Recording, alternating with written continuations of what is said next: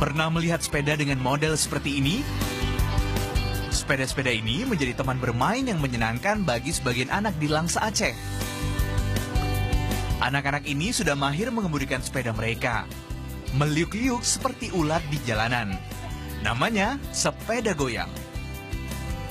Kalian sejak kapan main-main sepeda goyang ini? Sejak tahun 2014. Baru-baru aja ya? Ya.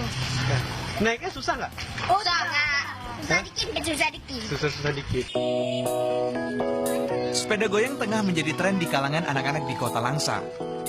Di luar waktu sekolah, anak-anak ini menghabiskan waktu dengan bermain sepeda goyang milik mereka. Lagi liburan bang, lagi kumpul-kumpul membuat sepeda goyang sama abang tukang bengkel. Biasanya sepeda siap berapa?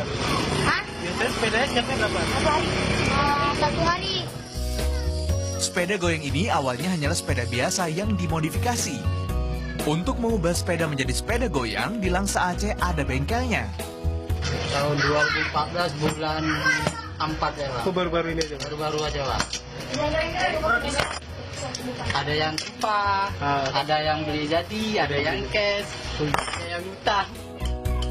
Bengkel sepeda goyang milik Marwan belakangan semakin banyak konsumennya. Tidak sedikit anak-anak di kota Langsa yang ingin mengubah sepeda milik mereka menjadi sepeda goyang.